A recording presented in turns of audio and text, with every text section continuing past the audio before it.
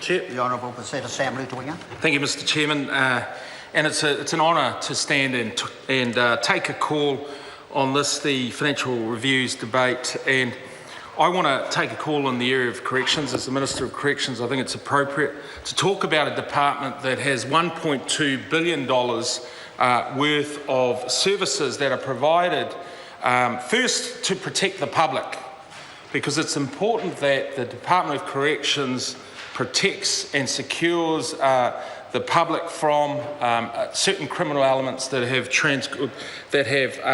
broken the law. Secondly, sir, prisons should be a place of rehabilitation, so that when they return to civil society, prisoners are able to reintegrate and go back to become contributors to our wonderful society that we have here in New Zealand. And of course it has a certain punitive element where prisoners are denied their freedoms and liberties. And on any given day, sir, there are over 8,700 prisoners, and we have over 30,000 offenders in the community who may be subject to release conditions, probation and other such conditions upon release from our prisons. Sir, in 2011, this government, the national government, committed to a better public service target of reducing reoffending by 25% by the year 2017, sir. And those targets are important. As I said last night when I spoke about the health portfolio, those targets are important because it's about accountability and it's about outcomes and it's about the prudent and the efficient use of taxpayers' funds.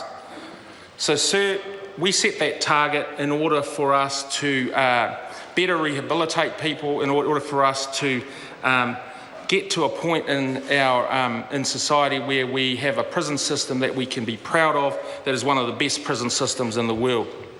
So how do we do that?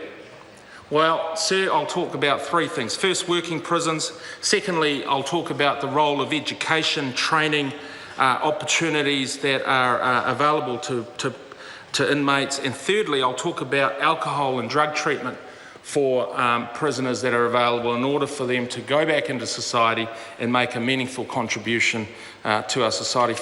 First, on working prisons, sir, we know that the best way the best way out of poverty, the best way out of welfare, and the best way to contribute to your family, to look after your families and your communities, is to be in work. We know that outside the wire, outside prison, and we also know that for people who are in prison. So we are working towards a target in 2017 where every prison in New Zealand will be a working prison. That's where each prisoner will have the opportunity to work, to have a work routine of 40 hours per week.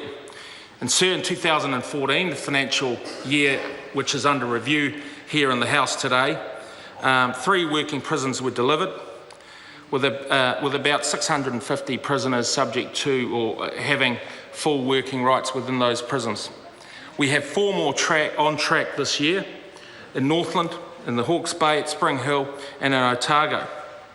And sir, in 2013-14 we had 806 prisoners who participated in the Release to Work program.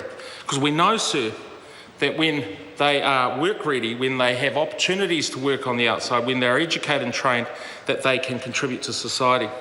Secondly, sir, it's about education, because we know that education unlocks opportunities where, again, those that are released from prison are better able to contribute to society. And one of the sad facts that is present within the prison system is that 2/3 of prisoners are basically illiterate. They're illiterate, sir. And so we've put a great amount of resources into numeracy and literacy programs inside of prison, where last year there was a 206% increase in the number of level 2 and 3 NCA qualifications that were available to our prisoners. A 200% increase, sir. And that's important, sir, because without literacy, without basic literacy, we know that they're not able to contribute. Finally, alcohol and drug treatment, sir. We know that the programs we've run have made a huge difference to our prison system. Thank you. The Honourable Michael Woodhouse.